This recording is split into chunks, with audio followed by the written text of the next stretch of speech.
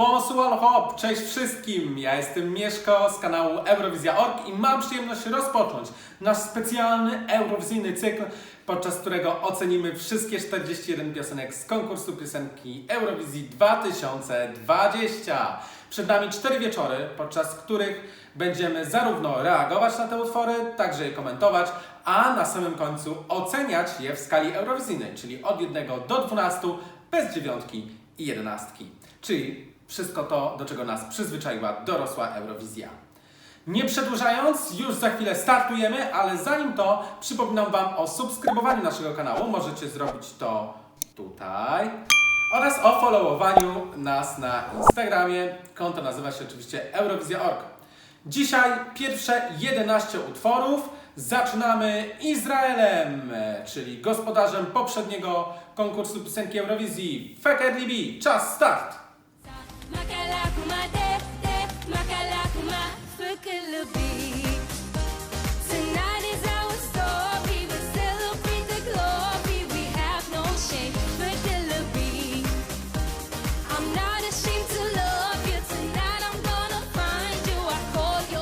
Izrael wraca trochę piosenką Fekerlibi do swoich eurowizyjnych początków. Izrael większości słuchaczy kojarzy się z tanecznymi, rytmicznymi przebojami, które zazwyczaj były śpiewane w tych 5-6 osobowych grupach. Była choreografia, generalnie taka ogólna radość i zachęcenie widza do dołączenia do tej zabawy. Oj, muszę przyznać, że jestem wielką fanką tej propozycji. Bardzo lubię takie smaczki na Eurowizji, kiedy piosenki konkursowe zagłębiają się w kulturę danego kraju. Tutaj mamy bardzo fajne połączenie kultury takiej typowo hebrajskiej z kulturą felaszów, czyli Żydów przybyłych z Etiopii.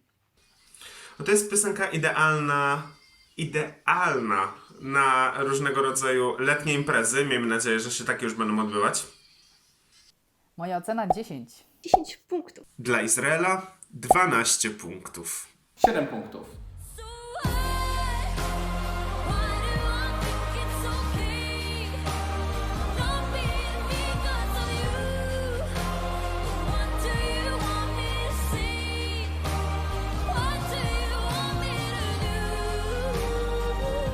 Jedna z najbardziej klasycznych ballad w stawce. Z jednej strony ktoś powie, że taka piosenka to już jest przeżytek, nie jest to nic oryginalnego, nie jest to nic ciekawego, wręcz przeciwnie, jest dość monotonna i nudna. Ja doceniam takie klasyki, uwielbiam bardzo klasyczne ballady, to jest właśnie jedna z nich. Attention jest typową balladą pod Eurowizję.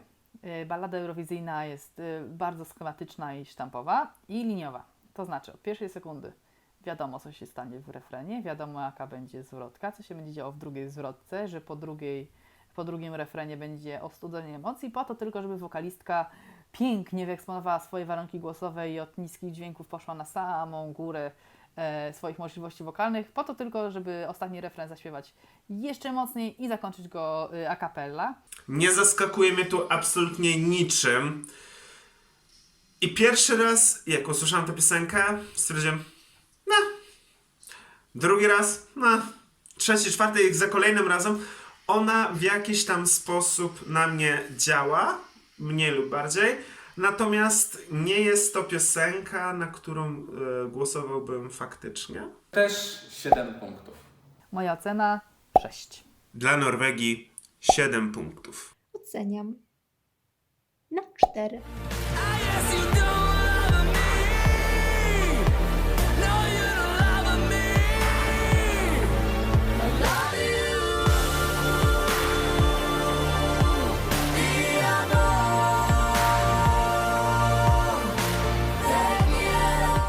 Gruzja jest wierna swoim przekonaniom eurowizyjnym. Kolejny raz prezentuje bardzo mocny głos, bardzo potężną piosenkę o rockowym sznycie. W tym roku mam całkowicie od samego początku skojarzenia z Metallicą, z Jamesem Hetfieldem. Okej, szanuję wokal, szanuję to, że to jest dobrze zrobiona piosenka, natomiast nie podoba mi się, że ten tekst jest taki dość prosty, oparty na tłumaczeniach, na przykład kocham Cię na różne języki, albo na wybijaniu różnych narodowości, typu Italian, Spanish guy. Nie, to jest dla mnie trochę już, no to już było.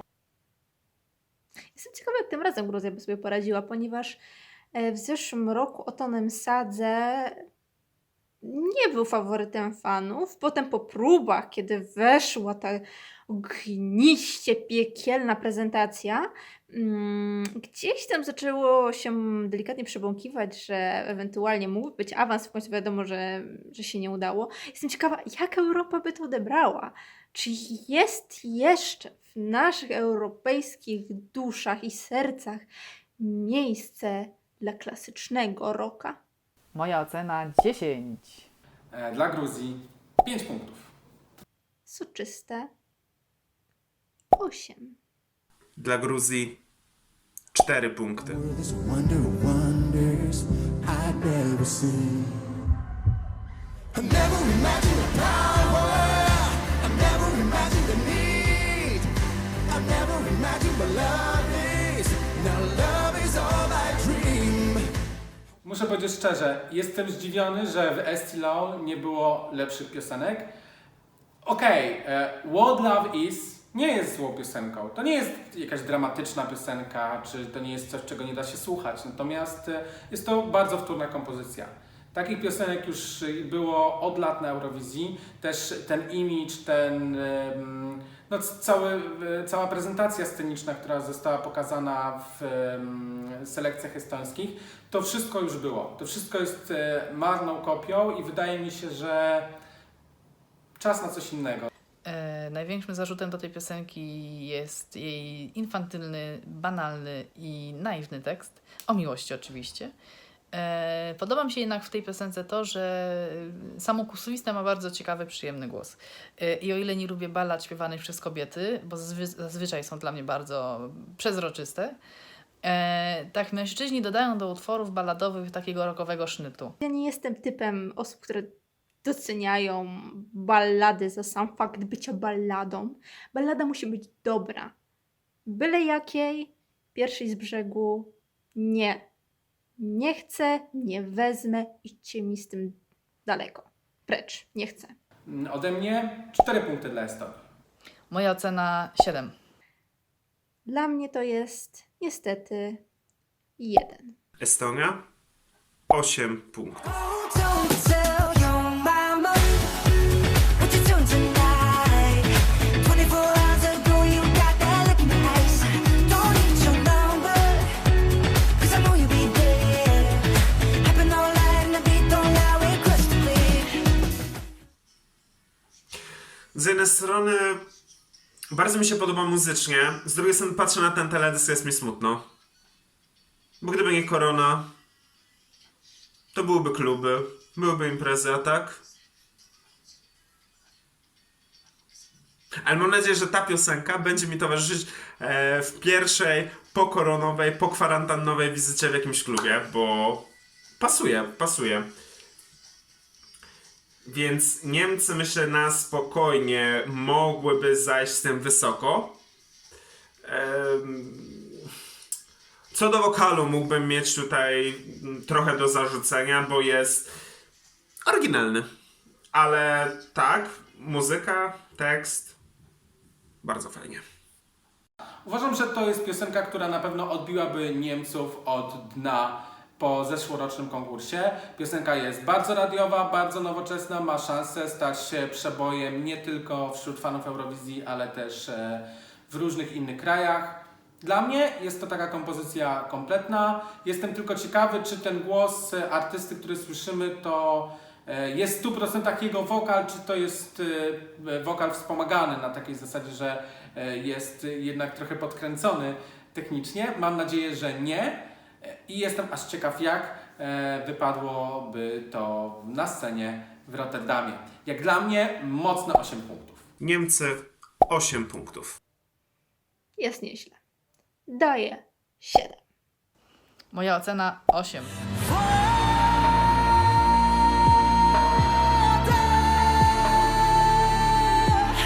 Medle rikto ležím u tebi do konca. Voda drwi. Magia, totalna magia. Jest to utwór, który je tak Nie jest taki typowo eurowizyjny. Też trochę przypomina Macedonię z zeszłego roku. Niby troszkę bondowski klimat, ale tak nie do końca. Ja poczułam się kupiona przez Słowenię. Wokal Anny jest hipnotyzujący. To jest idealna piosenka dla mnie, żeby tak słuchaweczki, maseczka, słuchać i się relaksować. Piękna. Z jednej strony uważam, że jest bardzo staromodna i bardzo taka schematyczna. Z drugiej strony niesamowicie mnie elektryzuje i bardzo podoba mi się taka emocjonalność w głosie, którą ma Ania Soklicz. Mocne 8 punktów. Słowenia 10 punktów. Moja ocena 7. 2 punkty.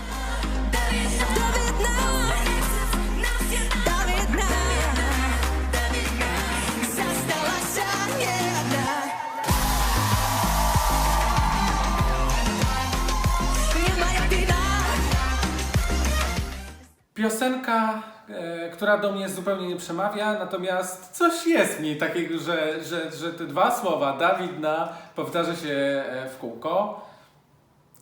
Ale czy to jest piosenka, którą chciałbym, żeby znalazła się w finale, która jest taką piosenką, którą da się łatwo zapamiętać i jest wkręcająca? I jest po białorusku, jest w języku narodowym, więc już plus 5 punktów. Dawinia jest jedną z tych propozycji, które odsłuchuję z wielką przyjemnością, dlatego że jest bardzo szczera. Nie jest ani powielaniem tego, co było, ani nie jest powielaniem tego, co jest popularne w Europie. Nie jest to banalne i wtórne. Bardzo podoba mi się to, że jest zachowana taka folkowość i oryginalność krajowa. Sorry. 4 punkty. 7 punktów dla Białorusi. Moja ocena 10. 7 punktów.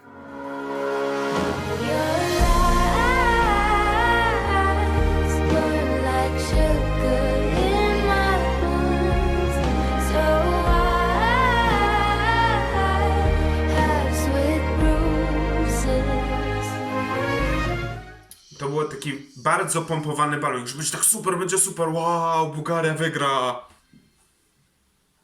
No cóż, nie w tym roku.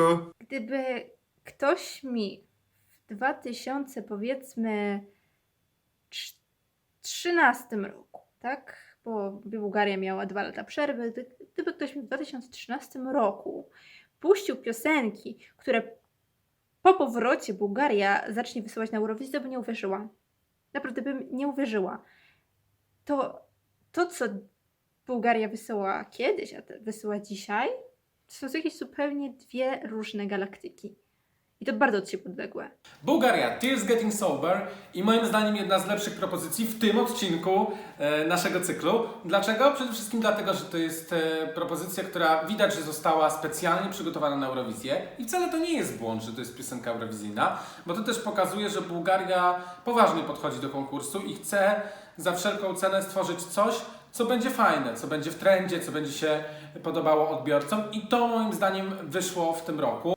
Tears Getting Sober to jest moja ulubiona piosenka z tego roku, więc będę bardzo nieobiektywny, ale już tłumaczę, dlaczego jest moją ulubioną. Z jednej strony wzbudza wielkie emocje, jest bardzo emocjonalna, ma piękny tekst. Z drugiej strony wzbudza we mnie takie poczucie, o Jezu, jestem w filmie batalistycznym, jestem w jakimś filmie akcji. Rewelacyjny numer na ścieżkę dźwiękową jakiejś świetnej produkcji. Bułgaria 10 punktów. I daje ostatecznie Bułgarii 8 punktów. Jest to ode mnie 8 punktów. Moja ocena 12 punktów. You make me feel like. You make me feel alive. You make me feel like I'm alive again. Alive again. Alive, jak sama nazwa wskazuje, pobudza do tańca, do ruchu, do ćwiczeń, do biegania, do jazdy na rowerze, do życia. Bardzo podoba mi się taka dynamiczność Austrii tegorocznej. Nie rozumiem też porównań do Bruno Marsa. Uważam, że one są bezzasadne. Bardziej bym to porównywał do Justina Timberlake'a z Can't Stop This Feeling? Can't Stop This Feeling. To, co śpiewał w Sztokholmie w 2016 roku podczas finału Eurowizji, gdzie był gościem. Natomiast nie jest to coś oryginalnego, nie jest to coś festiwalowego, nie jest to piosenka może też nawet na konkurs Eurowizji, ale na pewno przyjemniej się słucha. Na pewno to można o tym powiedzieć. Zresztą sam Vincent jest doświadczonym artystą, miał już kilkukrotnie przyjemność brać udział w konkursie piosenki Eurowizji, tak więc wydaje mi się, że wcale by tak źle nie wyszło i mimo, że ta piosenka wcale nie była typowana do finału, przy dobrym stagingu moim zdaniem miałaby cień szansy. Sam osobiście oceniam tak tę piosenkę na 6 punktów. Moja ocena 8. 7 punktów dla Austrii. Stawiam mu 2. And let's ignite. And for the moment, I just wanna dance with you. Tonight I just wanna dance. Jako były tańce tańca towarzyskiego nie mogła mi się nie spodobać ta piosenka. Brzmienia tanga totalnie mnie zaelektryzowały. Bardzo podoba mi się w piosence You fakt, że nie jest to liniowa piosenka, że przez 3 minuty wiele się dzieje, są zmiany tempa, są zmiany rytmu, zaczyna się orientalnie, później są takie bardziej soulowe wstawki R&B-owe. Jestem bardzo ciekawa, jak tym razem Macedonia by to zaprezentowała. Kraj ten znany jest raczej z psucia występów i większość szans na dobry wynik zaprzepaszczali właśnie w ten sposób. A tu jest taki fajny potencjał. Dla mnie sam artysta jest mega creepy. Obejrzałem kilka jego występów, m.in. podczas Eurovision Home Concerts albo Pre-Party Spain i powiem szczerze, dużo bardziej podobała mi się ta wersja akustyczna, bez bitu, natomiast nie ukrywam, że sam artysta jest, nie przykuwa uwagi. Widać, że próbuje być ekstrawagancki, ale nie do końca mu to wychodzi. Jakoś ja w ogóle nie czuję tej formy ekspresji, tej osobowości. Moja ocena 10. Bez jakiegoś wielkiego szału, gdzieś tam sobie istnieje, są lepsi 5. Ode mnie na ten moment 5 punktów. Dla Macedonii Północnej tylko 3 punkty. And I will never let you go, baby. I can't wait to know. What do you think about things? Believe me, I will always be there, so you can Tell me anything and I'll listen. Daddy! Juhu! O Jezu, jak ja się cieszę po prostu, że... Znaczy się, nie cieszę się, bo to jest Daddy, którego uwielbiam, na którego czekałam i on w końcu na tę Eurowizję nie pojedzie. Niestety. Ale się cieszę i tak. Kocham tą stylistykę całym moim sercem, całą moją duszą. To wszystko jest przemyślane, wszystko do siebie pasuje, jest przewrotne, jest jakieś...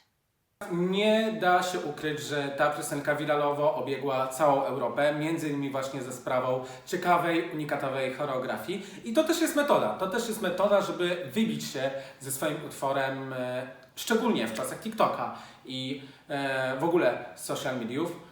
Sama piosenka jest wkręcająca. Od pierwszego przesłuchania bardzo lubię ten utwór. Nie jest może to mój topowy utwór, który uważam, że wygrałby Eurowizję.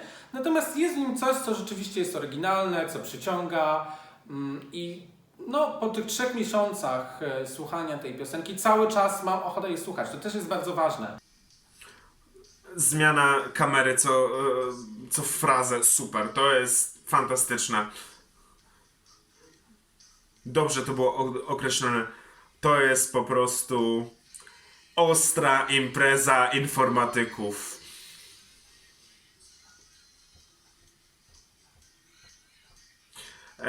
Bardzo mi się podoba to takiego przy śpiewaniu, zacięcie. Fantastycznie to brzmi. Dużo lepiej niż w wersji studyjnej. Bardzo na plus. Myślę, że Europie by się to bardzo spodobało. Islandia po raz kolejny byłaby w czołowej 10. Czy by powalczyło o zwycięstwo? Nie wiem. nie będę ukrywać. Jestem fanką. Taką naprawdę, taką fanką z tych największych fanek. I jedyną możliwą oceną, jaką mogę dać Tatiemu i Think About Things, jest 12 punktów. 10 punktów. 10 punktów dla Islandii. Moja ocena 8. Tak, to było Think About Things, czyli Islandia. To była ostatnia konkursowa piosenka. Sprawdźmy, jak wygląda zestawienie po wszystkich 11 piosenkach tego odcinka.